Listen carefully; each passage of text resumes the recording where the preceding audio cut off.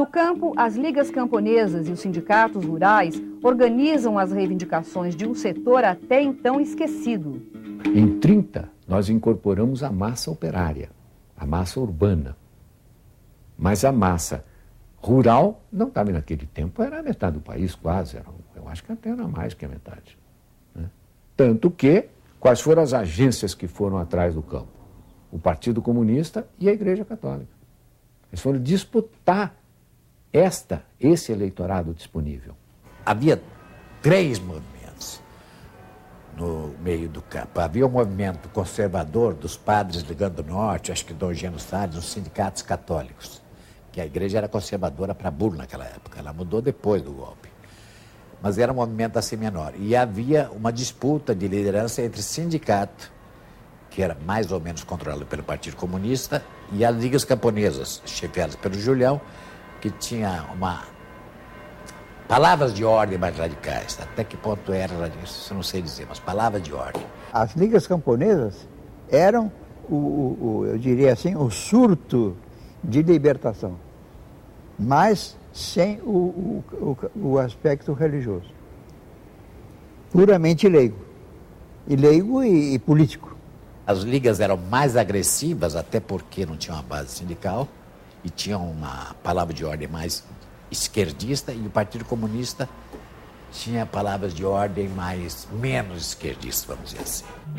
Os camponeses se reuniram primeiro em frente à sede da Associação dos Lavradores e Trabalhadores Agrícolas, mais conhecida como Liga Camponesa.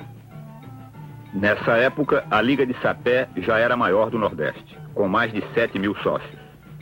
A Liga tinha sido registrada em cartório 3 anos antes, como sociedade civil de direito privado.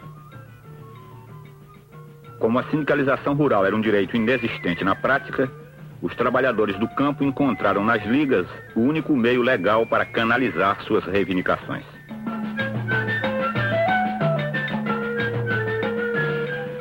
A organização sindical rural, ela dava seus primeiros passos naquela ocasião. E tinha, inclusive, o apoio de algumas áreas da igreja. Eu me lembro do Padre Lage, de Minas Gerais. Saiu pelo país afora a organizar sindicatos rurais. Né? E, do outro lado, o Julião, o Francisco Julião, com as ligas camponesas, a defender expressamente a reforma agrária, enquanto os sindicatos rurais defendiam mais a parte dos direitos trabalhistas, não é? Do salário. Todo mundo que era expulso dos engenhos vinha sapadear. Em Galé tem uma sociedade que beneficia o trabalhador do campo. Tem um advogado e é macho, tá vendo? Aí o camarada vinha. E quando chegava cá, a gente dava cobertura a ele. Você toma em conta que não se pagava salário ainda no campo, né?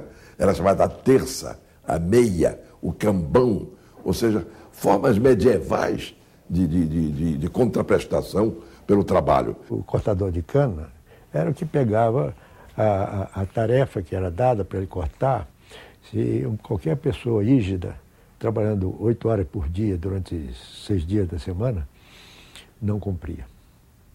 Então, para o pobre do trabalhador não ficar sem o dinheiro de receber, porque recebia por dia, né, como diarista, trazia a família para trabalhar, para poder cumprir a tarefa. As ligas camponesas que partiram do Nordeste se tinham espalhado pelo país inteiro, inclusive no Rio Grande do Sul, e os camponeses estavam começando a ocupar a terra. Tinha tomar as terras perto dos grandes centros, tinha umas coisas assim que não dava muito pé na época.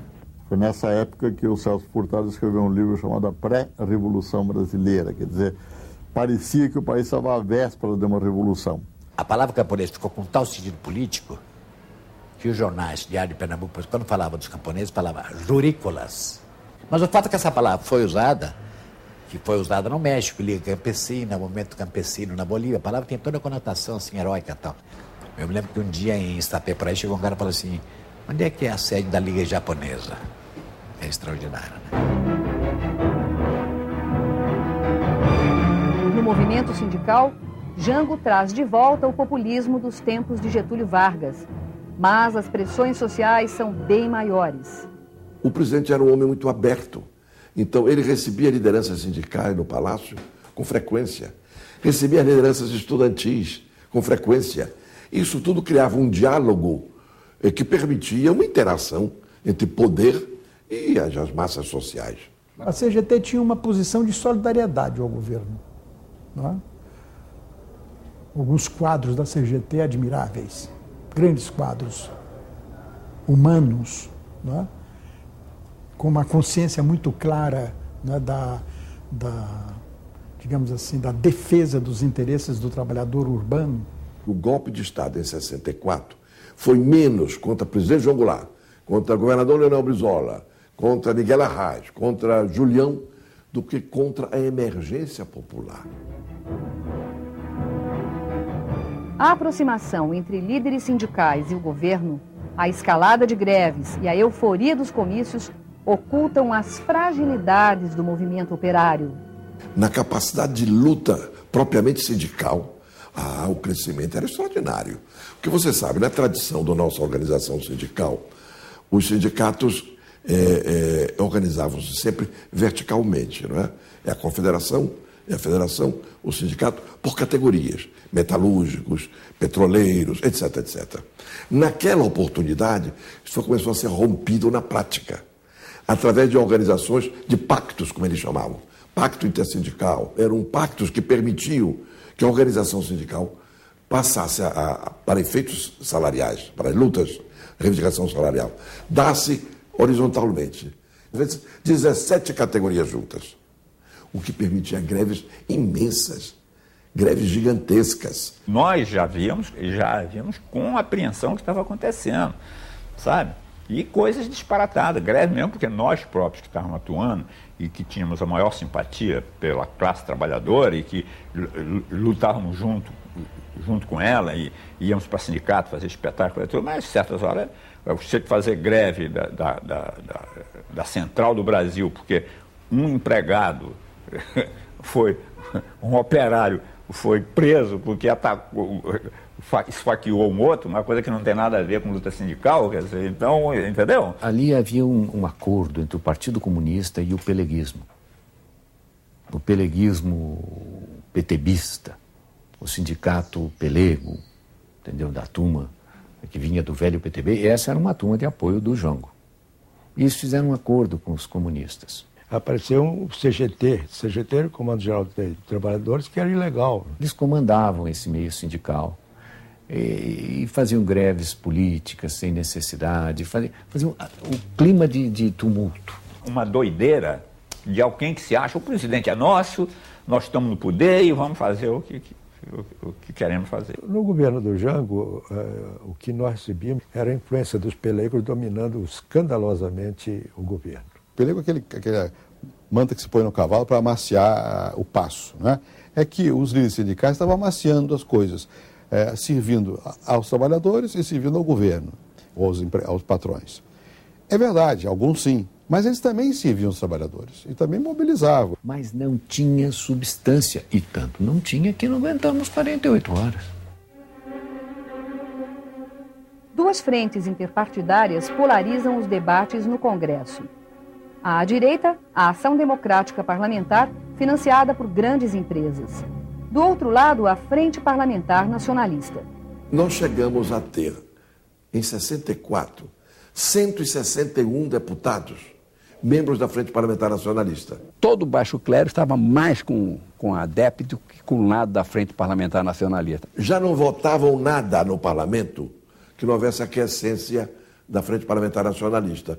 Era um suprapartido. Muito bonito aquele combate. No parlamento foi uma beleza, né? No Senado e na Câmara. Não vamos excluir dizer que foi só na Câmara, no Senado também tinha representação de assim, centro-esquerda nesse pensamento de reformas. A Frente Parlamentar Nacionalista, cujo nome sugere os compromissos com as teses nacionalistas, sobretudo na área econômica, tinha como base da sua estrutura o PTB. Mas ela também tinha representação em todos os partidos. A própria UDN, que era um partido eminentemente conservador, tinha grandes figuras que eram militantes da Frente Parlamentar Nacionalista. A começar pelo Sarney, o ex-presidente José Sarney, era membro da Frente Parlamentar Nacionalista. Era Bossa Nova, Ou seja, era um setor progressista dentro da UDN. Aqui dentro do Congresso Nacional, essa radicalização era muito grande. Os discursos eram de extrema, vamos dizer assim, de extrema paixão. Se você tomar os anais da Câmara dos Deputados, do Senado também, mas sobretudo da Câmara, você vai escandalizar-se de ver a quantidade de discursos denunciando as conspirações, etc. O Diretório Nacional da UDN, em sua reunião de hoje, deliberou denunciar à nação o senhor presidente da República como fator principal do desassossego e da intranquilidade de todo o país.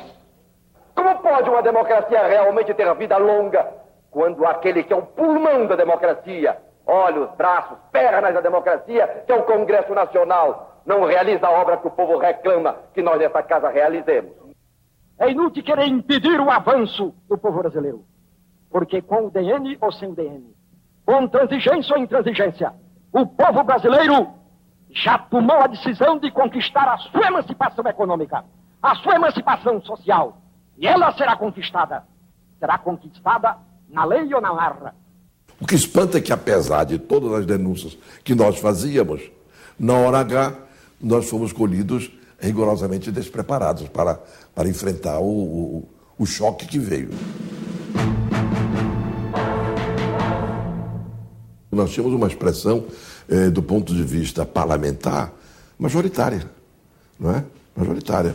O PTB, o PSD, que continuou sendo aliado, já era uma história antiga, aliado nosso, nós tínhamos uma maioria. Somando isso, mais o Partido Socialista, mais algum outro partido que eu não me lembro agora, pequeno, nós no conjunto tínhamos maioria no parlamento. O Congresso, que tinha a maioria do PSD e da UDN, era um Congresso conservador. Nós vimos falar com o Jango aqui em Brasília, naqueles movimentos, naquela época dramática do seu governo, e ele nos dizia, eu não sei o que os meus companheiros querem. Eles querem que eu faça os projetos de reforma que o Congresso não vai aprovar. O Congresso não vai aprovar um projeto de reforma agrária que nem nós queremos. Em todo grupo político havia os extremos, né? Dentro da Bossa Nova, nós tínhamos os mais exaltados, os menos exaltados e os não exaltados. De um lado, os companheiros do próprio partido, uma maioria que estava embalada pela chamada reforma de base, a reforma de estrutura, cobravam de um lado. Do outro lado, o PSD e o DN contra o Jango, absolutamente dando duro nele. Eu achava sempre que se podia entrar num acordo, que a política é a arte da negociação e do diálogo. Mas, evidentemente, era muito radicalizado o processo. E o Jango foi perdendo força no Congresso. As rádios, jornais, televisões, dia a dia, batendo no governo. Mas a radicalização do confronto ideológico é um reflexo da conjuntura internacional. Vive-se o auge da Guerra Fria. Em todo o mundo, Estados Unidos e União Soviética delimitam suas zonas de influência. Ninguém põe isso na cabeça, que havia um fenômeno a partir do qual todo o resto era consequência. Era a luta entre os Estados Unidos e a União Soviética. E o Brasil, além do mais, era um país estratégico no continente naquela altura. O governo americano começava a ter, a respeito do governo brasileiro, inquietações crescentes. Por quê? Porque as teses nacionalistas deixavam de ser discursos e passavam a ser aplicados na prática, né? Encampação, por exemplo, da Haiti, no Rio Grande do Sul. No clima da Guerra Fria, a ideia era de que não estivesse com a democracia liberal, estilo norte-americano, que na América Latina implicava, inclusive, por exemplo, o apoio da CIP, Sociedade Interamericana de Imprensa, que defende a liberdade, a imprensa livre quer dizer a imprensa privada. Bom, quem não aderisse a esse modelo, na verdade, era considerado inimigo. E nesse contexto, o governo começava a negociar com a União Soviética a compra de petróleo com pagamento em café. Não era legítimo que o Brasil comprasse com a sua moeda o que os outros tinham de matéria necessária para nós? Com a Tchecoslováquia, passamos a negociar a compra de helicópteros, também pago em café. Aí o Kennedy mandou o irmão, o Bob Kennedy, protestar. Se definia cada governo não pelo conteúdo, não pelas alianças, não pelo programa, mas pelo alinhamento internacional. Como o governo do Jango, ao ser, conforme um vetusto jornal conservador de São Paulo dizia nos seus editoriais, um governo petebo-castro comunista, quer dizer, petebismo, considerado sindicalismo de esquerda no Brasil, castrismo, considerado guerrilha cubana, mais União Soviética em escala internacional, era considerado diretamente um inimigo. A origem da Guerra Fria era na Europa, né? O bloqueio de Berlim, né? Aquela situação toda.